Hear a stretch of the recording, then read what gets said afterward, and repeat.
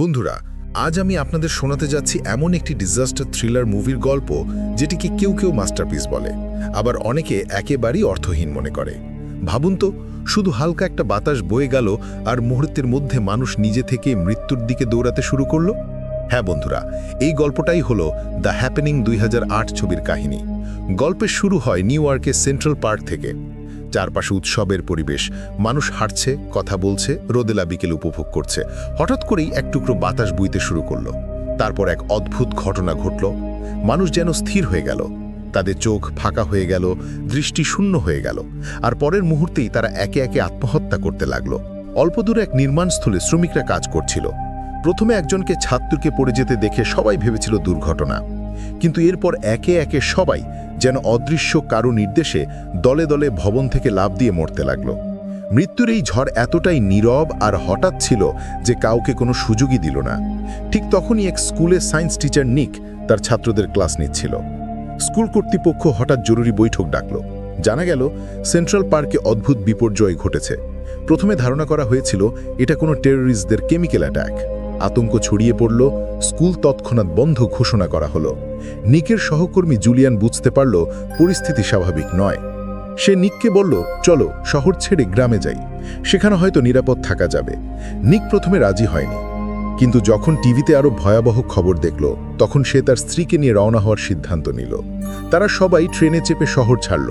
Julian ও তার ছোট্ট মেয়েও তাদের সঙ্গে ছিল। ট্রেন ছাড়ার কিছুক্ষণের মধ্যেই আবার খবর এলো, আরেকটি পার্কে মানুষ একে একে আত্মহত্যা করছে। এমনকি এক পুলিশ নিজের বন্দুক দিয়ে নিজেকে মেরে ফেলল, আর তারপরে সেই বন্দুক অন্যরা ব্যবহার করল একই কাজের জন্য। ট্রেনের যাত্রীরা আতঙ্কে অস্থির হয়ে উঠল। হঠাৎ সিগন্যাল হারিয়ে গেল এবং ট্রেন মাঝপথে থেমে গেল। যাত্রীদের সবাইকে নামতে হলো পাশের একটি ছোট্ট শহরে। সেখানে নিক ও তার পরিবার রেস্টুরেন্টে ঢুকে কিছুটা শান্তি খুঁজতে গেল, কিন্তু এক পর্যটকের মোবাইলে দেখা গেল আরও ভয়ঙ্কর এক ভিডিও। চিড়িয়াখানার এক কর্মী নিজের শরীর সিংহের সামনে ছুড়ে দিয়েছে। সবাই স্তব্ধ হয়ে গেল। তখন সরকার ঘোষণা করল যে এটা কোনো টেররিস্ট অ্যাটাক নয়, কারণ এই অদ্ভুত বিপর্যয় দেশের নানা জায়গায় ছড়িয়ে পড়েছে, আর যে ছোট্ট শহরে নিকরা আশ্রয় নিয়েছিল সেটি হয়ে উঠেছে এই বিপদের কেন্দ্র। হঠাৎ বিদ্যুৎ চলে গেল আর আতঙ্কিত জনতা পাগলের মতো ছুটে পালাতে লাগলো। নিক মরিয়া হয়ে গাড়ি খুঁজতে লাগলো। ভাগ্য ভালো, এক দয়ালু দম্পতি তাদের গাড়িতে জায়গা দিল। কিন্তু জুলিয়ানের মন শান্ত হলো না। সে তার স্ত্রীকে খুঁজতে চাইল, তাই মেয়েকে নিকের কাছে রেখে সে একা বেরিয়ে গেল। দুর্ভাগ্যজনকভাবে তার পথের শেষ ছিল গাছে ঝুলে থাকা লাশের সারি।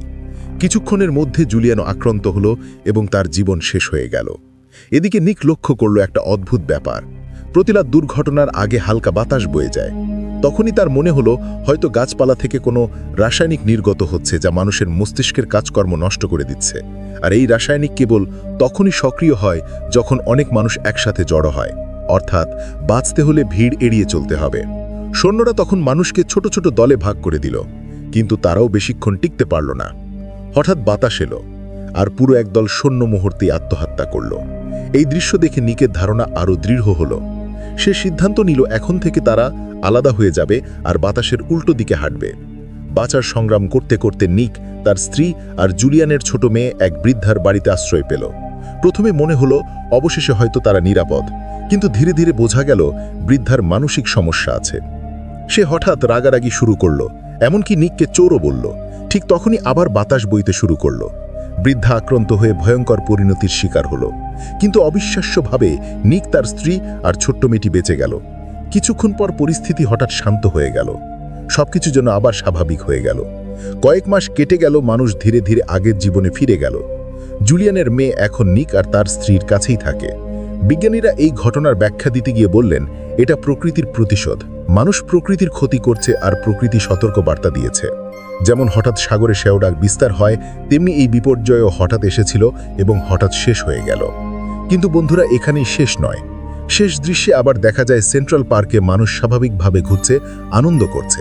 হঠাৎ সবাই স্থির হয়ে গেল। আরেকবার ফিরে এলো সেই ভয়ঙ্কর বাতাস। এবারও কি সবকিছু আগের মতো শেষ হয়ে যাবে, নাকি মানুষের জন্য আরও ভয়াবহ কিছু অপেক্ষা করছে, সেই প্রশ্নই থেকে যায় দর্শকের মনে। এইভাবেই শেষ হয় দ্য হ্যাপেনিং 2008 ছবির গল্প। যদিও এতে খুব বেশি রক্তাক্ত দৃশ্য নেই, কিন্তু পুরো ছবি জুড়ে এক অদৃশ্য আতঙ্ক কাজ করে। এটাই ছবির সবচেয়ে বড় শক্তি। আরেকটা জিনিস স্পষ্ট, প্রকৃতির সাথে যুদ্ধ করে মানুষ কোনোদিন জিততে পারে না। তাহলে বন্ধুরা, আজকের মুভি এক্সপ্লেন যদি আপনাদের ভালো লেগে থাকে তাহলে অবশ্যই ভিডিওটিকে লাইক, কমেন্ট আর শেয়ার করবেন। আর আরও নতুন মুভির গল্প শোনার জন্য আমাদের সঙ্গে থাকবেন।